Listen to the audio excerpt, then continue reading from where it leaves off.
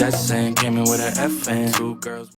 teman-teman semua, kami dari kelompok 5 yang beranggotakan saya sendiri, Yohana di sini. Jadi saya akan membawa fungsi eksponen, dan kemudian ada teman saya Veronica Sitorus yang akan membawa fungsi logaritma. Selanjutnya ada teman saya Tiara Avriana yang akan membawa fungsi trigonometri, dan yang terakhir akan ada Cynthia Sinaga yang akan membawa fungsi hiperbolik. Langsung aja ke materinya, check it out. Perkenalkan, nama saya Yohana Gisting. Pada hari ini saya akan menjelaskan mengenai fungsi eksponen. Nah, yang pertama yang akan saya jelaskan adalah definisi dari fungsi eksponen. Fungsi eksponen yang kita bahas kali ini adalah fungsi eksponen atau fungsi pangkat pada bilangan kompleks. Nah, kita tahu bahwa bilangan kompleks itu bentuknya adalah Z sama dengan X tambah Y. Ini adalah bentuk umum dari bilangan kompleks. Sehingga ketika kita ingin mengubah bentuk umum dari bilangan kompleks ini menjadi bentuk eksponen, maka kita akan buat bentuknya menjadi Z atau eksponensial dari Z sama dengan eksponensial dari X tambah Y. Karena tadi kita tahu bahwa Z itu bernilai sama dengan X tambah Y. Kemudian sesuai dengan pengertian dari eksponensial, ketika ada E pangkat X tambah Y, ini bisa dirubah bentuknya menjadi E pangkat X dikali E pangkat Y. Ketika pertambahan pada pangkat itu bisa diubah menjadi seperti ini, sehingga dapat bentuknya menjadi seperti ini. Kemudian setelah itu kita akan mengubah bentuk dari E eksponensial Y itu menjadi cos Y tambah I sin Y, seperti yang kita pelajari pada eksponensial sebelumnya. Jadi didapat ketika dikalikan ke dalam, hasilnya menjadi E eksponensial X dari cos Y ditambah I eksponensial X dari sin Y. Setelah itu kita mencari bentuk polar dari bilangan fungsi eksponen bilangan kompleks. Nah, tadi kalau tadi dapat fungsi eksponen dari bilangan kompleks itu adalah E pangkat X cos Y tambah I eksponensial X sin Y, di mana bentuk umumnya adalah Z sama dengan X tambah Y. Kemudian bentuk polarnya itu didapat Z sama dengan R cos theta ditambah I sin theta. Nah, sehingga dapat ditulis sebagai Z sama dengan, kita tahu bahwa R ini diturunkan, kemudian cos theta dan I sin theta ini itu sendiri adalah E pangkat IY. Jadi ditulis eksponensial dari I theta. Nah, ini adalah bentuk polar dari bilangan kompleks tersebut. Nah, selanjutnya modulus dari eksponensial Y itu bisa kita cari, dan bentuk modulus itu sendiri adalah mutlak dari eksponensial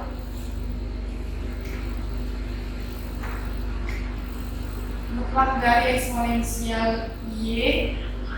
Ini adalah modulus dari eksponensial I pangkat Y. Nah, kemudian cara untuk mencari modulusnya adalah seperti kita mencari modulus pada bilangan kompleks di awal materi, yaitu dengan mengucapkan bilangan eksponensial Y-nya. Tadi sudah diketahui bahwa eksponensial Y itu sama dengan cos Y tambah I sin Y. Didapat dari bentuk eksponensial dari bilangan kompleks yang tadi.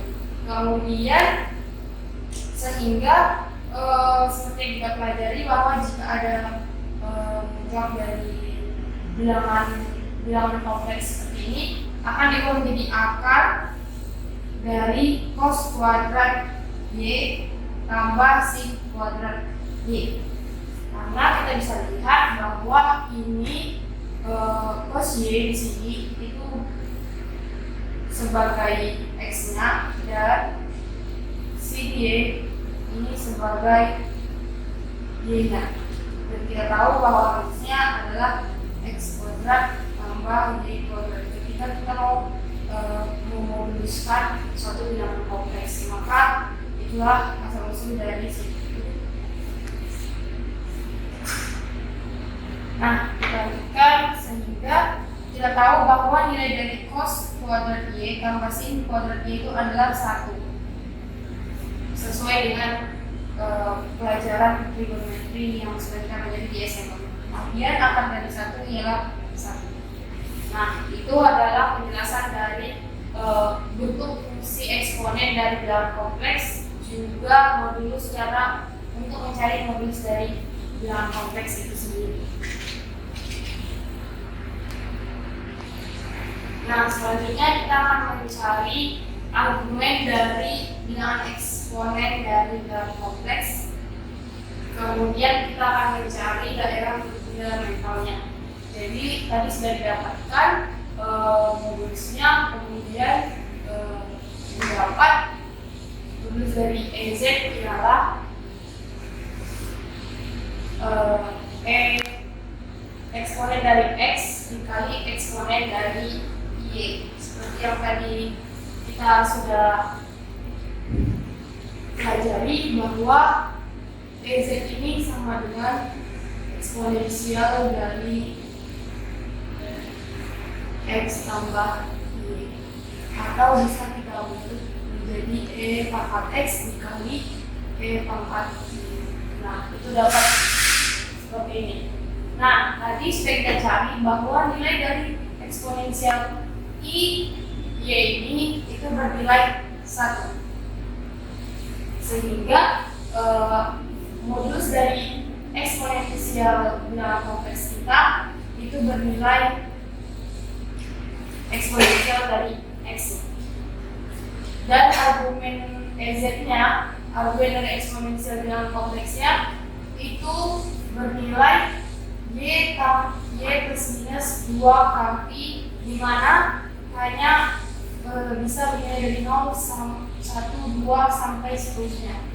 Nah, karena modulus dari eksponensial bilangan kompleks tadi yang kita dapatkan bahwa bernilai sama dengan eksponensial X, tapi tidak boleh bernilai sama dengan 0.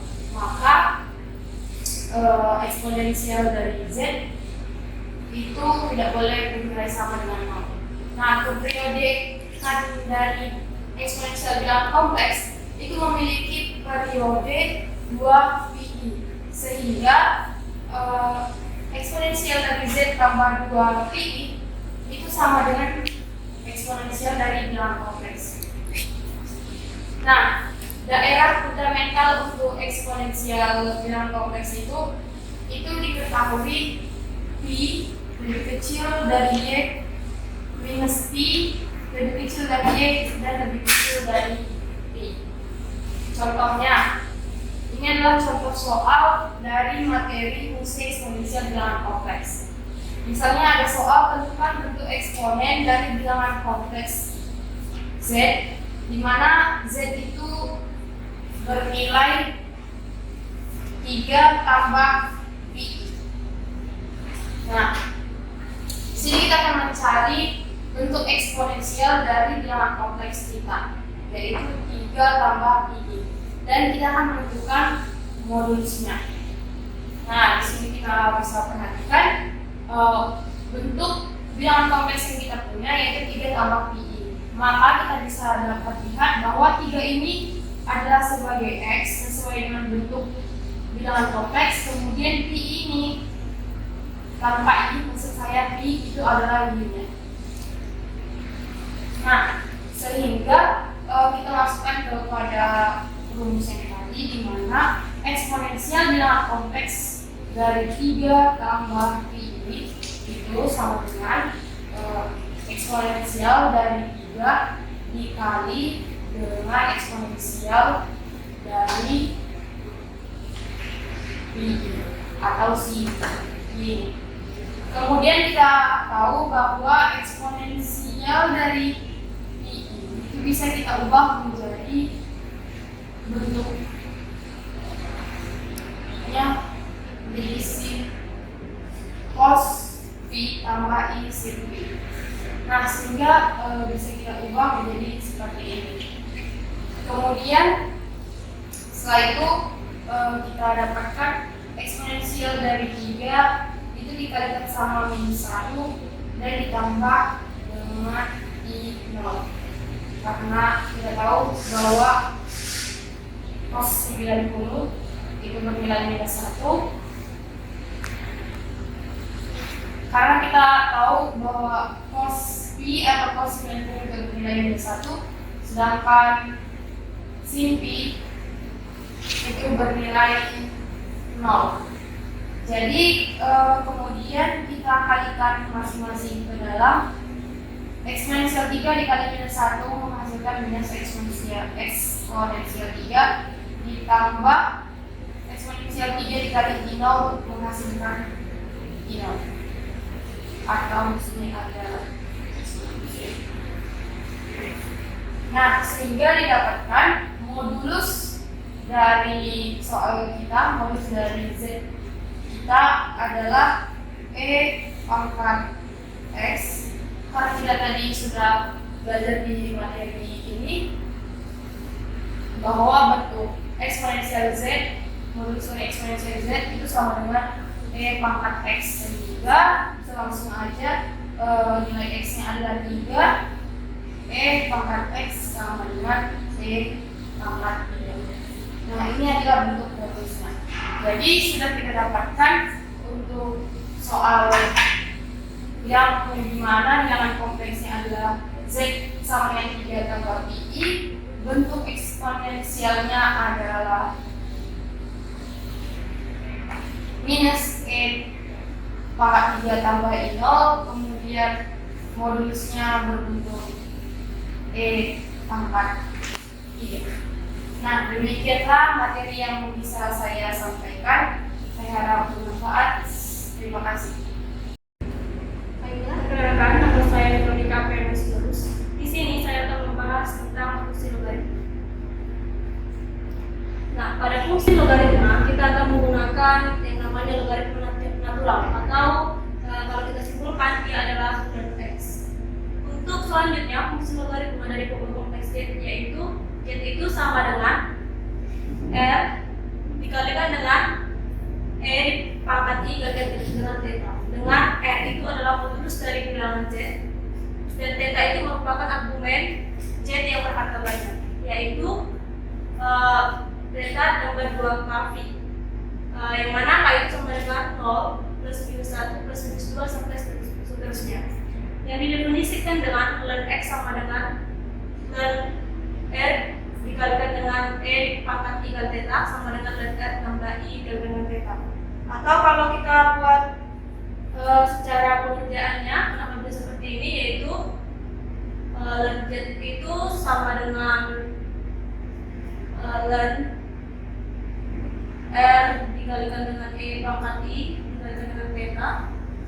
Kita pisahkan jadi ln r dikalikan dengan ln e pangkat i dikalikan dengan theta, sehingga hasilnya ln r dikalikan dengan i dikalikan dengan theta ditambah ya ln t sama dengan ln r ditambahkan dengan i dikalikan dengan theta. Nah, untuk apabila pi harga utama dari theta yaitu minus pi lebih kecil dari pi, lebih kecil sama dengan pi, tuliskan theta sama dengan pi ditambah 2 kv, yang mana k-nya itu sama dengan bilangan real, yaitu 0 plus minus 1 plus minus 2 sampai seterusnya. Maka dituliskan fungsi ln r sama dengan ln r ditambahkan dengan i dikalikan dengan v V tambah 2K V, yang mana ini merupakan nilai dari theta, di mana K-nya itu sama dengan 0, plus minus 1, plus minus 2, dan seterusnya. Harga utama dari ln Z yaitu jika K sama dengan 0, sehingga formulanya menjadi ln Z sama dengan ln R ditambahkan dengan I dikalikan dengan V, di mana R-nya itu lebih besar dari 0 dan I lebih besar dari minus V dan lebih kecil dari minus V. Titik Z sama dengan R dikalikan dengan eksponen I dikalikan dengan V. Di bidang kompleks Z berkorespondensi dengan titik W sama dengan ln R tambah dengan I dikalikan dengan V di bidang W, sehingga bila domain definisi dari fungsi E pangkat W terbatas sepanjang theta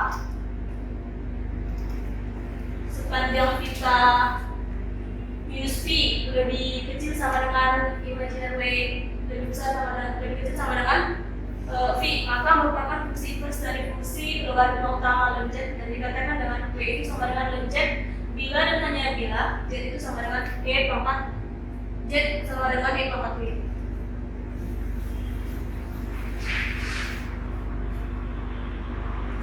Nah, kemudian fungsi ln Z sama dengan ln R tambah dengan I dikalikan dengan V, di mana R itu lebih besar dari 0 dan V itu lebih besar sama dengan minus V dan lebih kecil sama dengan V adalah kontinu dalam domain R lebih besar dari 0, di mana V itu lebih besar dari minus V dan lebih kecil sama dengan V karena komponen-komponennya U, R, V dan V itu sama dengan R, V adalah kontinu di setiap titik pada domain. Derivatif parsial tingkat 1 dari U dan V adalah kontinu dan memenuhi PCM, sehingga ln Z adalah analitik. Apabila Z sama dengan R dikalikan dengan E pangkat 3 theta, maka turunan ln Z sama dengan E pangkat minus turunan dari ln Z itu sama dengan E pangkat minus I dikalikan dengan theta dikalikan dengan 1 per R ditambahkan dengan I dikalikan dengan 0, maka menghasilkan 1 per R E pangkat I dikalikan dengan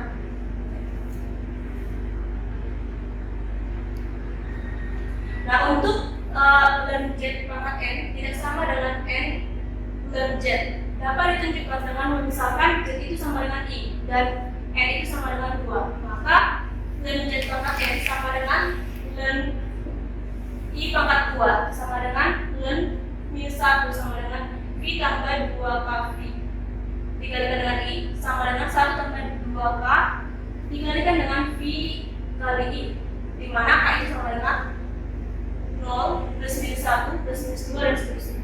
Sedangkan untuk N ln Z sama dengan 2 dan I atau sama dengan 2 dikalikan dengan V per 2 tambah dengan 2K V dikalikan dengan I sama dengan 1 tambah dengan 4 dikalikan dengan K dikalikan dengan V kali I, di mana K itu sama dengan 0 plus minus 1 plus minus 2 dan seterusnya. Uraian di atas diperoleh hasil yang berbeda. Dapat dikatakan bahwa ln I pangkat 2 itu tidak sama dengan 2 ln I. Nilai ln Z pangkat N sama dengan N ln Z hanya apabila keduanya bernilai tunggal. Misalnya ln 1 tambah I pangkat 2 sama dengan 2, tapi ln minus 1 tambah I pangkat 2 tidak sama dengan 2 ln minus 1 tambah I. Untuk contohnya di sini untuk contohnya diketahui ln 1 dikurang akar 3. Nah, contohnya diketahui ln 1 dikurang akar 3 I. Ya. Untuk contohnya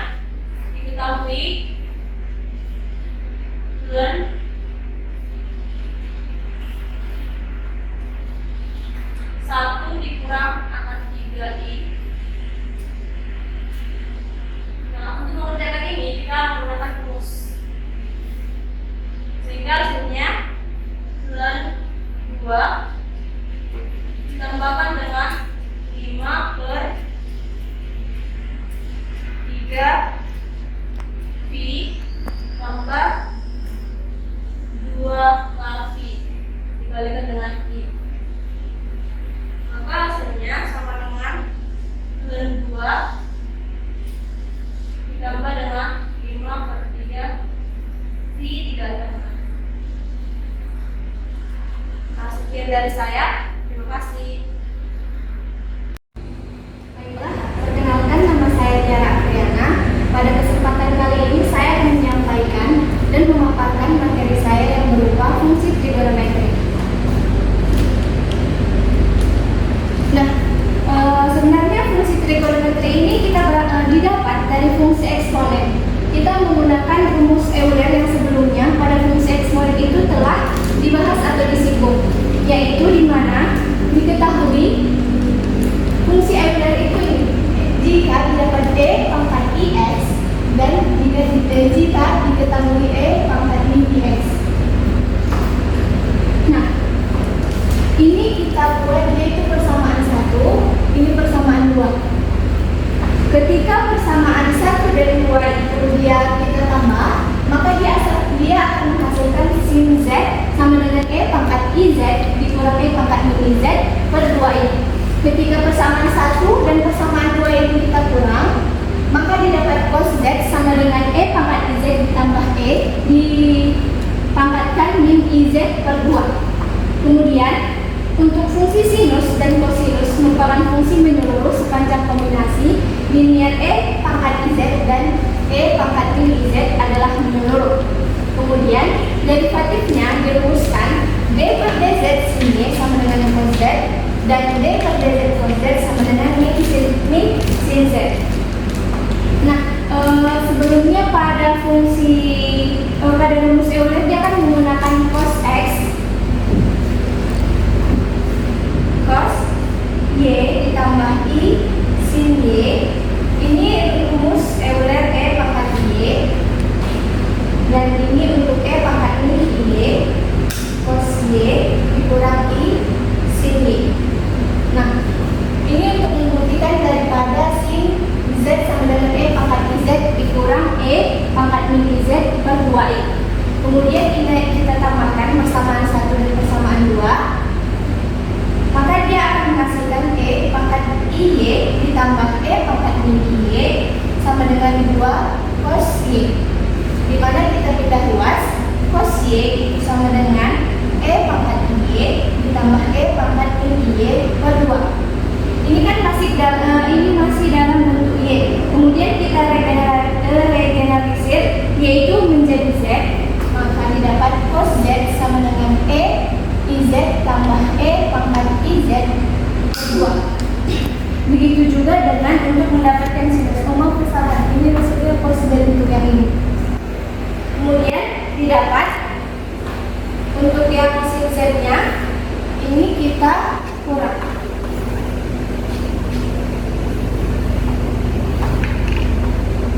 Dikurang, maka dia didapat E IY dikurang E pangkat min IY sama dengan sin I sin Y dikurang dan ditambah I sin Y. Maka didapat E pangkat IY dikurang E pangkat min IY sama dengan 2 sin Y. Maka pindah luas, sin Y sama dengan E pangkat Y dikurang E pangkat min Y per 2. Kemudian kita regeneralisir, Y menjadi Z, sin Z sama dengan E pangkat IZ dikurang E pangkat min IZ per 2. Kemudian setelah kita mengetahui fungsi trigonometri untuk sin Z dan cos Z, maka kita diberi sifat-sifat trigonometri yang sebelumnya telah kita bahas pada sifat trigonometri bilangan kompleks.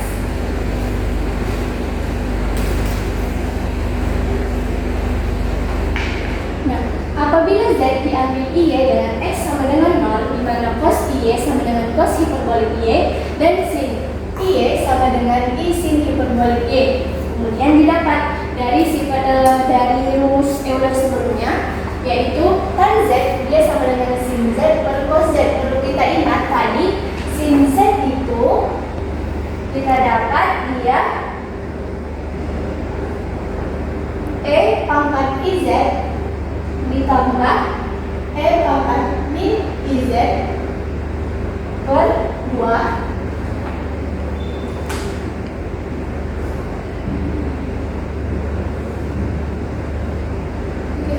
dikurang, dan yang untuk cos Z E pangkat IZ ditambah E pangkat min IZ per 2.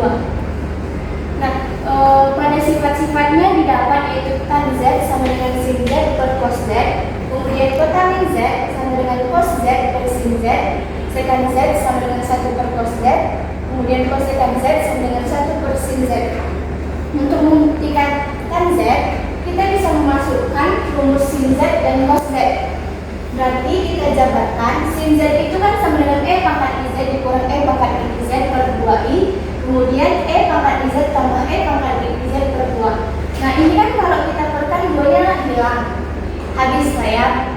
Berarti E pangkat IZ dikurang E pangkat min IZ per E pangkat IZ ditambah E pangkat min IZ. Di sini ada I. Kemudian akan kita kalikan dengan I per I. Nah, ini dia akan menghasilkan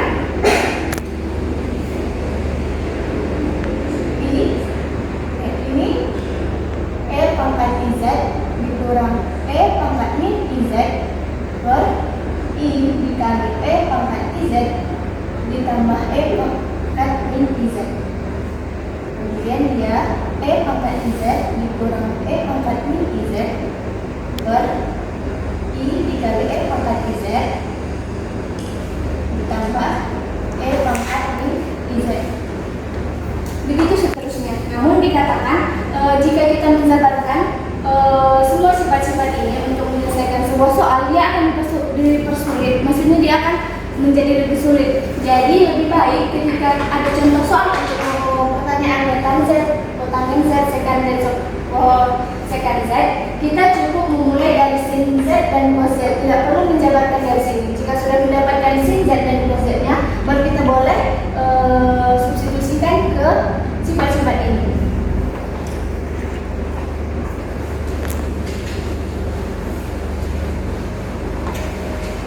Nah, setelah sifat-sifat untuk Z jika diambil Y dengan X sama dengan 0 kita pahami, kemudian pendiferensialan dengan menggunakan aturan diperoleh. Yang pertama untuk D per dz tan Z sama dengan secant kuadrat Z.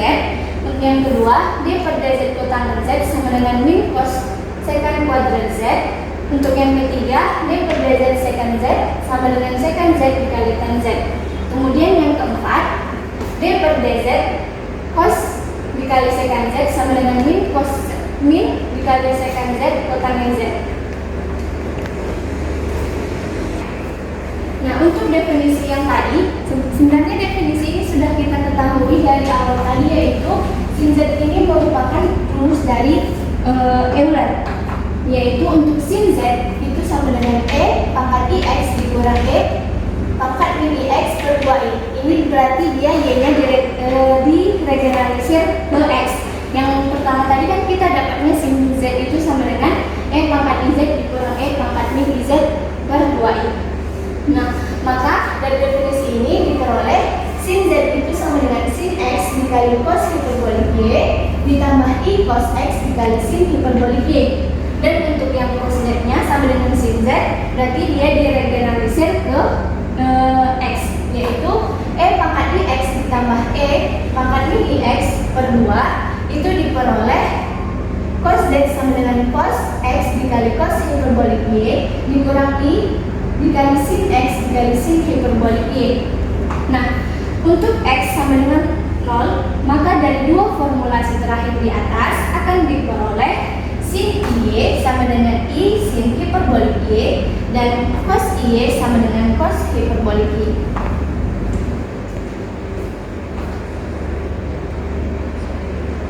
Ini bisa jawab.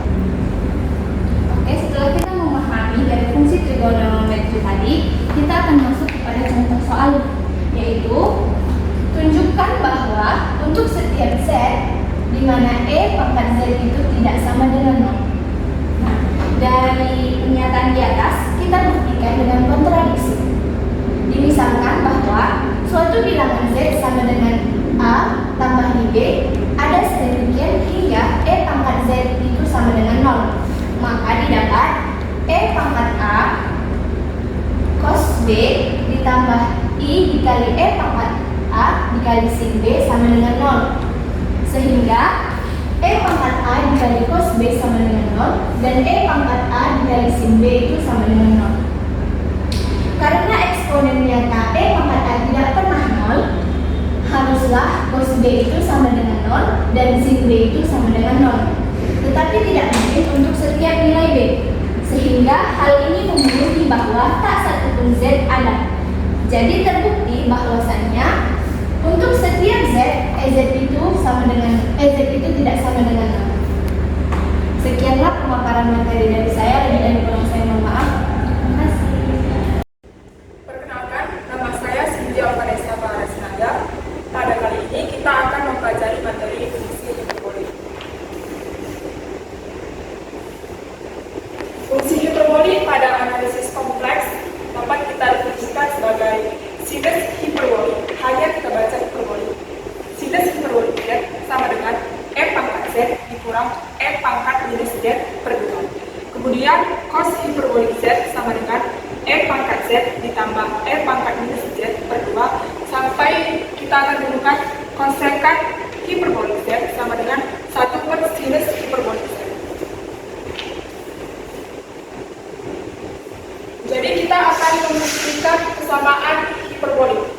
Bagaimana cara membuktikan cos hiperbolik kuadrat per kuadrat Z dikurang sinus hiperbolik kuadrat Z sama dengan 1? Buktinya kita dapat menggunakan definisi tadi yang ini.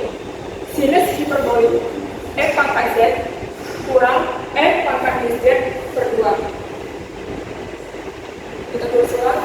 Kosinus tadi adalah, baiklah, kita akan masuk ke kesamaan hiperbolik.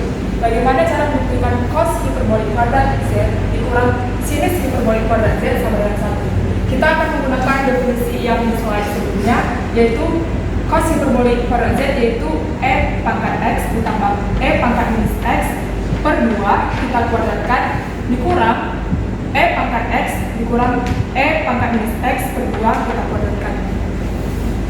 E pangkat X dikuadratkan yaitu E pangkat 2X. Kemudian kita mengingat rumus A tambah B kuadrat yaitu A kuadrat tambah 2AB tambah B kuadrat. Maka kita akan mendapatkan, di sini kita simbolkan menjadi A, di sini kita simbolkan menjadi B. Maka 2AB-nya itu adalah 2 dikali E pangkat X dikali E pangkat minus X. Di sini adalah X positif, di sini minus X negatif, maka harus kita meletakkan 2 saja.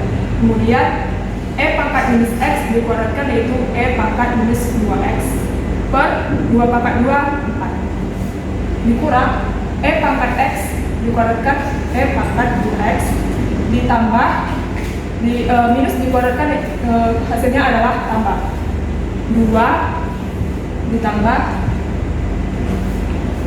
E pangkat minus 2X per 4. Kita akan melihat bahwa ini habis,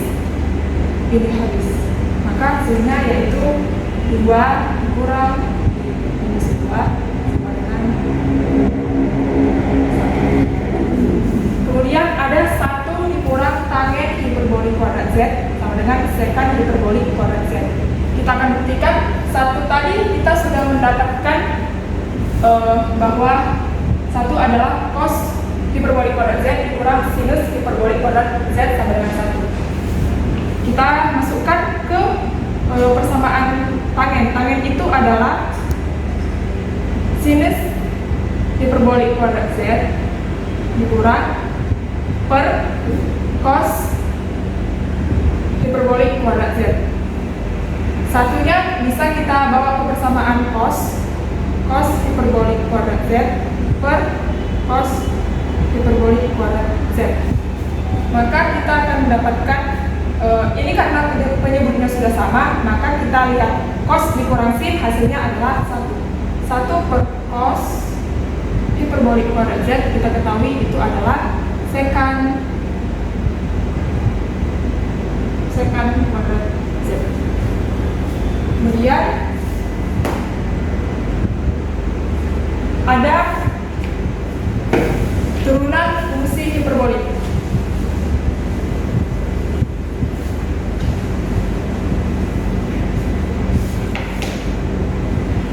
Jadi turunan hiperbolik di sini adalah turunan dari sinus hiperbolik Z sama dengan cos hiperbolik Z.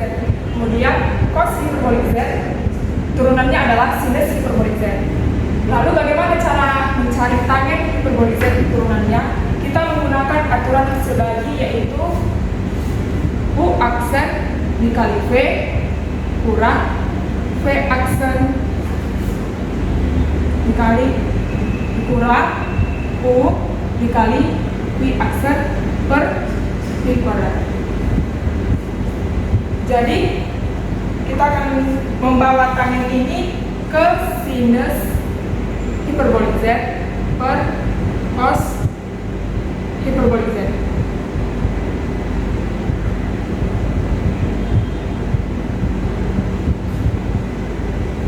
Kemudian kita ketahui bahwa ini adalah U-nya dan ini adalah V-nya.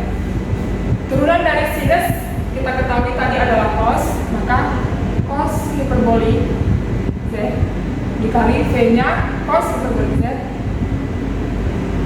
dikurang turunan dari U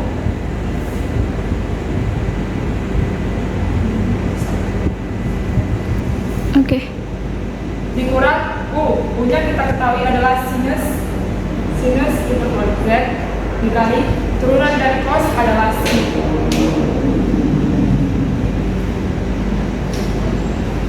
Per V kuadrat, yaitu cos hiperbolik kuadrat Z.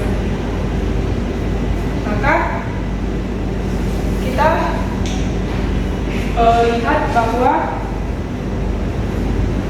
cos dikali cos yaitu cos kuadrat Z dikurang sinus kuadrat Z per cos kuadrat Z sama dengan cos dikurang sin tadi kita ketahui adalah 1 per cos kuadrat Z. Itu hasilnya adalah secant